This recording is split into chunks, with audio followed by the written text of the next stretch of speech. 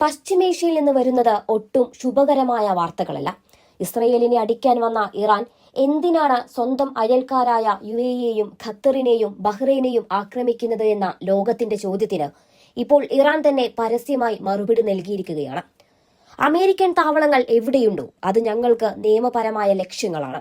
അത് ഹോട്ടലിനടുത്താണോ വിമാനത്താവളത്തിനടുത്താണോ എന്നത് ഞങ്ങളുടെ പ്രശ്നമല്ല എന്ന ഇറാന്റെ നിലപാട് ഗൾഫ് നാടുകളെ മാത്രമല്ല ലോകത്തെ ഒന്നാകെ ഞെട്ടിച്ചിരിക്കുകയാണ്. ഇതിനിടയിലാണ് മലയാളികൾ ഉൾപ്പെടെയുള്ള ലക്ഷക്കണക്കിന് പ്രവാസികൾക്ക് നെഞ്ചുടിപ്പേറ്റുന്ന മറ്റൊരു വാർത്തയും വരുന്നത്. ഒമാനിൽ ഇറാന്റെ ആക്രമണത്തിൽ ഇന്ത്യൻ പൌരന്മാർ കൊല്ലപ്പെട്ടിരിക്കുന്നു. സമാധാന ചർച്ചകളെ പുച്ഛിച്ചു തള്ളുന്ന ട്രംപ് യുദ്ധം ഒരു മാസത്തിലധികം നീണ്ടു നിൽക്കുമെന്ന് പ്രഖ്യാപിച്ചതോടെ പശ്ചിമേഷ്യൻ മണ്ണ് ഒരു വലിയ പോരാട്ടത്തിന് തന്നെ സാക്ഷ്യം വഹിക്കുമെന്ന കാര്യം ഏതാണ്ടിപ്പോൾ ഉറപ്പായി എന്ന മട്ടിലാണ് കാര്യങ്ങളുടെ പോക്ക്. ഇനി നമുക്ക് കാര്യത്തിലേക്ക് കടക്കാം.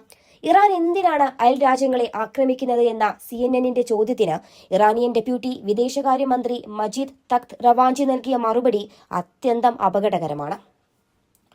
അയൽക്കാരുമായി നല്ല ബന്ധമാണെന്ന് അവകാശപ്പെടുമ്പോഴും അമേരിക്കയോ ഇസ്രയേലോ ആക്രമിച്ചാൽ മേഖലയിലെ അമേരിക്കൻ ആസ്തികളെ ലക്ഷ്യം വെക്കുമെന്ന് തങ്ങൾ നേരത്തെ തന്നെ അയൽക്കാരെ അറിയിച്ചിരുന്നുവെന്നാണ് മന്ത്രി പറയുന്നത്. ഐക്യരാഷ്ട്രസഭയുടെ ചാർട്ടറിലെ ആർട്ടിക്കിൾ 54 പ്രകാരം ഈ താവളങ്ങൾ നിയമപരമായ ലക്ഷ്യങ്ങളാണെന്നും ഇറാൻ വാദിക്കുന്നുണ്ട്. ദുബായിലെ പ്രശസ്തമായ ഹോട്ടലിന് നേരെ ആക്രമണം നടത്തിയത് എന്തിനാണെന്ന ചോദ്യത്തിന് സൈനിക താവളങ്ങൾ ഒരിടത്തുനിന്ന് മറ്റൊരിടത്തേക്ക് മാറിയാൽ അത് തങ്ങളുടെ പ്രശ്നമല്ലെന്ന മറുപടിയാണ് ഇറാൻ നൽകിയത്. ഒരു പരമാധികാര രാഷ്ട്രത്തിന്റെ ഉള്ളിൽ കയറി മറ്റൊരു രാജ്യം നടത്തുന്ന ആക്രമണങ്ങളെ ചെറുക്കാൻ തങ്ങൾക്കും അവകാശമുണ്ടെന്ന് അദ്ദേഹം വാദിച്ചു. യുദ്ധം 4ാം ദിവസത്തിലേക്ക് കടക്കുമ്പോൾ പ്രവാസികളെ ഏറ്റവും കൂടുതൽ വേദനിപ്പിക്കുന്നത് ഒമാനിൽ നിന്നുള്ള വാർത്തയാണ്. ഇറാന്റെ മിസൈൽ ഡ്രോൺ ആക്രമണത്തിൽ ഒമാനിൽ ഇന്ത്യൻ പൌരന്മാർ കൊല്ലപ്പെട്ടതായി സ്ഥിരീകരിക്കാത്ത റിപ്പോർട്ടുകൾ പുറത്തുവരുന്നുണ്ട്. തൊഴിൽ തേടിപ്പോയ നിഷ്കളങ്കരായ മനുഷ്യർ വൻ ശക്തികളുടെ ഈ ചോരക്കളിയിൽ ബലിയാടാകുന്നത് ഇന്ത്യയെയും പ്രകോപിപ്പിച്ചിട്ടുണ്ട്. ഇതിനിടയിൽ റിയാദിലെ അമേരിക്കൻ എംബസി ലക്ഷ്യമാക്കി ഇറാൻ അയച്ച 2 ഡ്രോണുകൾ എംബസി കെട്ടിടത്തിൽ ഇടിച്ച് തകർന്നു. അമേരിക്കൻ പൌരന്മാരോട് ഉടൻ തന്നെ മിഡിൽ ഈസ്റ്റ് വിടാൻ അമേരിക്ക നിർദ്ദേശം നൽകിയതിന് തൊട്ടു പിന്നാലെയായിരുന്നു ഈ ആക്രമണം ഉണ്ടായത്. ഈ പ്രകോപനത്തിന് ഉടൻ പ്രതികാരം ചെയ്യുമെന്ന് ഡൊണാൾഡ് ട്രംപും പ്രഖ്യാപിച്ചു കഴിഞ്ഞു. അതേസമയം ഓപ്പറേഷൻ ട്രൂ പ്രോമിസ് 4 എന്ന് പേരിട്ടിരിക്കുന്ന തിരിച്ചടിയിലൂടെ ഇറാൻ ഒരേ സമയം പല രാജ്യങ്ങളിലേക്ക് മിസൈലുകളും ഡ്രോണുകളും തൊടുത്തുവിട്ടു കഴിഞ്ഞു. ഇന്ന് പുലർച്ചെ റിയാദിലെ അതീവ സുരക്ഷാ മേഖലയായ നയതന്ത്ര ക്വാർട്ടേഴ്സിൽ ശക്തമായ സ്ഫോടന ശബ്ദങ്ങൾ കേട്ടതായും കനത്ത പുകപടലങ്ങൾ ഉയർന്നതായും ദൃക്സാക്ഷികൾ സ്ഥിരീകരിച്ചിരുന്നു. അമേരിക്കൻ എംബസിക്ക് നേരെ നടന്ന ഈ ഡ്രോൺ ആക്രമണം യുദ്ധത്തിന്റെ വ്യാപ്തി തന്നെ വർദ്ധിപ്പിച്ചിരിക്കുകയാണ്. കഴിഞ്ഞ 24 മണിക്കൂറിനുള്ളിൽ ഇറാൻ ഇസ്രയേലിന് നേരെ 200ഓളം ബാലിസ്റ്റിക് മിസൈലുകൾ വിക്ഷേപിച്ചിട്ടുണ്ട്. ടെലവീവ്, ഹൈഫ നഗരങ്ങളിൽ ലക്ഷ്യം വെച്ചുള്ള ഈ ആക്രമണങ്ങളെ പ്രതിരോധിക്കാൻ ഇസ്രയേൽ തങ്ങളുടെ അയൺ ഡോമും ആരോ 3 സംവിധാനവും സജ്ജമാക്കിയിട്ടുണ്ട്. ഇസ്രയേൽ വ്യോമസേന ഇതിന് മറുപടിയായി ടെഹ്റാനിലെ പഴയ പാർലമെന്റ് മന്ദിരത്തിന് സമീപവും സ്റ്റേറ്റ് ബ്രോഡ്കാസ്റ്റർ കോംപ്ലക്സിലും പുതിയ ബോംബ് ആക്രമണങ്ങൾ നടത്തി.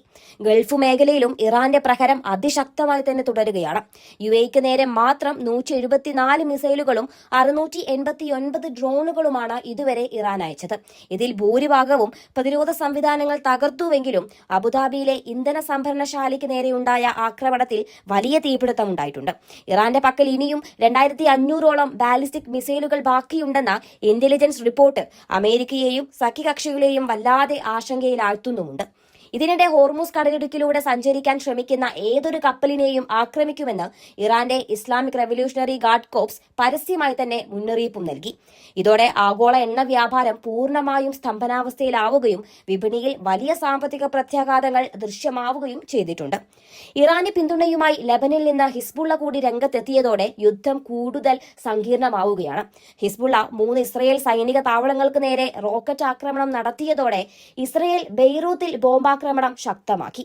American state department Saudi, UAE ഉൾപ്പെടെയുള്ള 12 പശ്ചിമേഷ്യൻ രാജ്യങ്ങളിൽ നിന്ന് തങ്ങളുടെ പൌരന്മാരോട് ഉടൻ ഒഴിഞ്ഞു പോകണമെന്നാണ് ആവശ്യപ്പെട്ടിട്ടുള്ളത്. ഇറാന്റെ സ്വയം പ്രതിരോധ വാദങ്ങളും ട്രംപിന്റെ നിർണായക യുദ്ധപ്രഖ്യാപനങ്ങളും ഒരേപോലെ തന്നെ അപകടകരമാണ്.